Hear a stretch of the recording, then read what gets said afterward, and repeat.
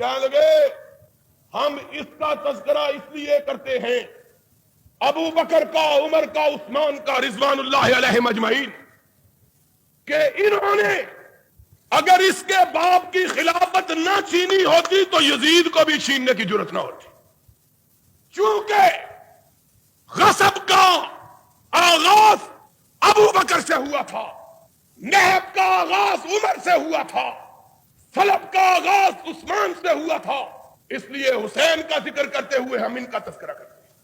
Mugs کو باغ میں جانے نہ دیجو کہ ناحق خون پروانے کا ہو، پروانے کے خون میں شمع کا قصور نہیں، قصور اس مکھی کا ہے، شہد کی جو پھول پہ آ کے بیٹھی، اس کا رس چوسا، شہد پیدا کیا، اس سے موم نکلا، پھر بتی جلی، پروانہ آیا اور جل گیا۔ اس لیے قصور ابو بکر کا ہے کہ اگر اس کے باپ سے، علی سے، صدیق و فاروق خلافت نہ چھینتے تو یزید کو بھی خلافت چھیننے کی جرت۔ ہم نے کہا تمہاری سمجھ کو سلام، اور اتنا ہی سوچو کہ اگر بیٹا اپنے حقوق چھنے جانے پر سر بکف ہو کے لڑنے کے لیے آ گیا تھا تو باپ کے حقوق چھینے گئے تھے وہ کیوں نہیں لڑا؟ اگر یہی بات ہے تو بیٹا باپ سے بہادر تو نہیں، باپ تو فاتح خیبر ہے، باپ تو سارے مرحب ہے، باپ تو لا فتح الا علی ہے، اور باپ تو تلوار ذوالفقار کا مالک ہے، اور باپ تو اتنا بہادر ہے کہ ملا نعمت اللہ الجزائری کے الفاظ میں کہ خیبر کے دن جب مرحب کے سر پر اپنی تلوار مارتا ہے تو تلوار مرحب کو سر سے کاٹتی ہوئی پیروں سے نکل جاتی ہے، لیکن علی کی قوت شمشیر اور بازو حیدری کا زور کا عالم یہ تھا کہ قدموں کو کاٹ کے تلوار رکی نہیں۔ ملا جی پھر کیا ہوا؟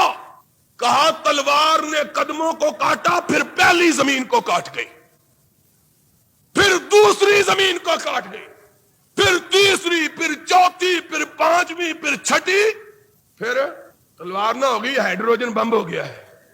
جو اتنا بہادر تھا کہ اس کی تلوار ساتوں زمینوں کو، اور یارو بات آ گئی ہے تو ان قصہ گوؤں کے قصے سن لو، یہ ان کی حدیث ہے، یہ ان کی، اور بولو الانوار النعمانیہ، نعمت اللہ الجزائری کی حدیث کی کتاب، یہ حدیث لکھی، اتنا طاقتور، تلوار ماری ساتوں زمینوں کو کاٹ گئی، اور پھر اس بیل کے سینگوں پر پہنچ گئی جس نے زمین کو اپنے اوپر اٹھایا ہوا تھا۔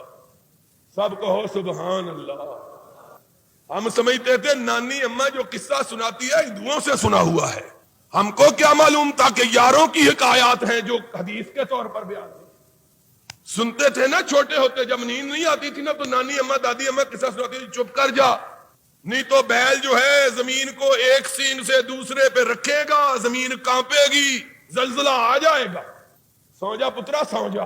یہ بھی کہندے پترا پاگل بن جا، بن جا، نہ بنے گا تو ساڈی گل سمجھ آ سکتی، عقل ہو تو بات کیسے سمجھ آئے گی؟ کہنے اتنی طاقت سینگ کو کاٹنے لگی، اللہ ڈر گیا۔ یہ ان کا اللہ، ان کا رب ڈرنے والا اس دن بھی ڈر گیا، اور جب خلافت علی سے چھینی جا رہی تھی تب بھی ڈر گیا۔ بتلاتا ہوں کیسے ڈرا۔ کہا رب ڈر گیا، اللہ نے کہا جبریلا، اس نے کہا ہاں رب جلیلہ، کہتا جبریلا، جبریل کہتا ہاں رب جلیلہ، کہتا جاؤ علی غصے میں آیا ہوا ہے، اس کی تلوار ساتوں زمینوں کو کاٹ چکی ہے، اب جس پر بیل نے اپنے سینگ پر زمین اٹھائی ہے اس کو بھی کاٹنے لگی ہے، کٹ گئی زمین پہ زلزلہ آ جائے گا، ساری کائنات تباہ ہو جائے گی۔ اللہ پھر میں کیا کروں؟ کہا جا علی کی تلوار کے نیچے اپنے پر جا کے رکھ، اگر تو پر نہیں رکھے گا تو علی کی تلوار رکنے میں، وہ جبریل نے پر رکھا وہ بھی آدھا کٹ گیا۔ مزہ ہے نا گپ کا؟ وہ جو اتنا بہادر تھا اس کا حق چھینا گیا تو کیوں نہیں لڑا؟ وہ تو اسد اللہ الغالب لا غالب الا ہو، یہی پڑھتے ہو نا عبارت، کوئی غالب اس کا مقابلہ نہیں کر سکتا۔ پھر اس غالب نے اگر بیٹے نے جنگ کی اپنے حق کے لیے تو اس کے باپ نے جنگ کیوں نہیں کی؟ اگر ان کا بھی حق چھینا گیا تھا تو لڑنا چاہیے، لڑے کیوں نہیں؟ اور طاقت کا عالم ملا نعمت اللہ الجزائری نے لکھا، حدیث سنی ہے، اب قرآن کی تفسیر بھی سن لو۔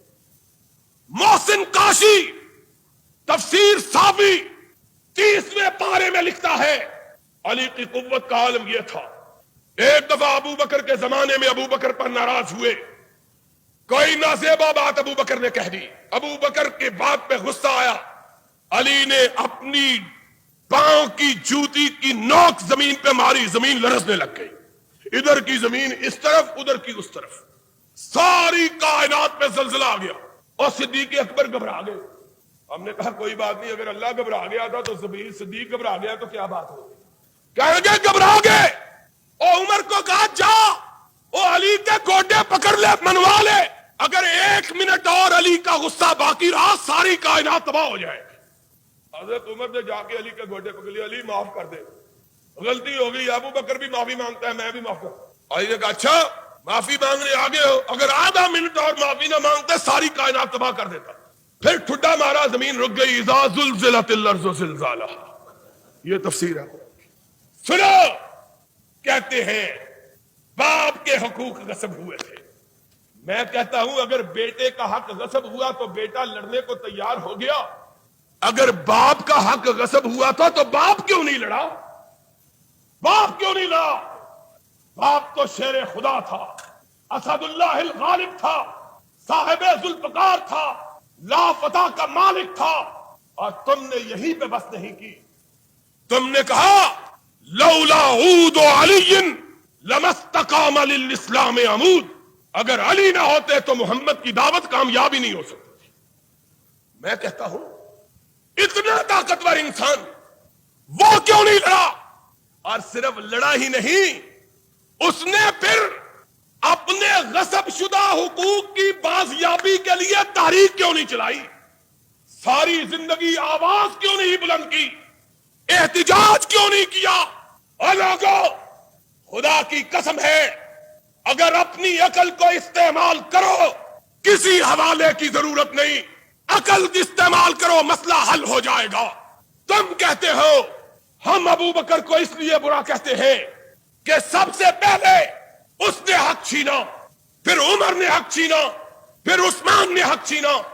میں کہتا ہوں اپنی ساری کتابوں کو اٹھاؤ، ایک کتاب کھول کر دکھلا دو کہ علی نے کبھی اپنے حق چھینے جانے پر احتجاج ہی کیا، لڑائی نہیں، صرف احتجاج۔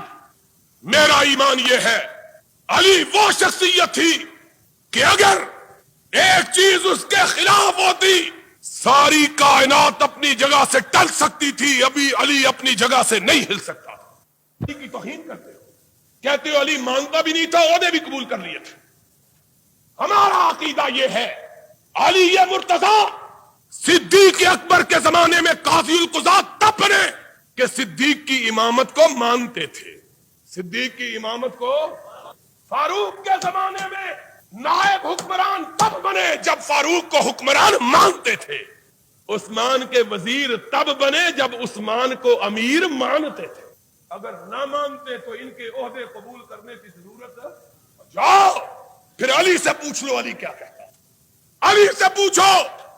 تمہاری کتاب غارات سخوی کی 2 صدی ہجری کا تمہارا آدمی ہے، غارات 2 جلد 359، غارات سخوی کی، منار الہدا کتاب الشافعی توسی کی، اس میں علی نے لکھا میں نے کائنات کو دیکھا کہ وہ جب ابو بکر کی بیعت ہونے لگی تو اس طرح ابو بکر کے اوپر گر رہے تھے جس طرح شہد کی مکھیاں پھول پہ گرتی ہے، اور کہا میں نے دیکھا لوگ صدیق کے گرد اس طرح گھومتے تھے جس طرح پروانے شمع کے گرد گھومتے ہیں۔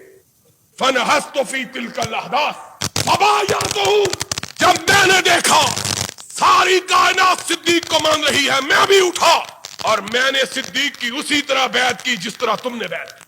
ثم بایعت عمر، پھر میں نے عمر کی بیعت کی۔ ثم بایعت عثمان، پھر میں نے عثمان کی بات، ہم نے کہا تمہاری کتاب، تمہارا حوالہ اور امام علی کی زبان۔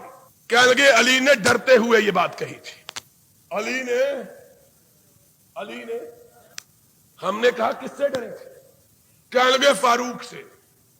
ہم نے کہا یہ تو اتنے بہادر اور فاروق سے ڈر گئے۔ کہنے لگے فاروق کے ساتھ خالد ابن ولید بھی آ گیا تھا۔ ہم نے کہا علی نے نہج البلاغہ میں کہا لو اجتمع الارض کلھا ما بالیت وما خشیت، مجھے خدا نے اتنی طاقت دی ہے، اگر ساری کائنات ایک طرف ہو، اکیلا میں ایک طرف ہوں، تو میں پوری کائنات کو شکست دے سکتا ہوں۔ پھر علی کیوں ڈر گئے؟ کہنے لگے پر سانو پتا کوئی نہیں، انج ڈر ضرور گئے سن۔ ہم نے کہا چلو ان کی زندگی میں ڈر گئے تھے، ان کے مرنے کے بعد کیا ڈر تھا؟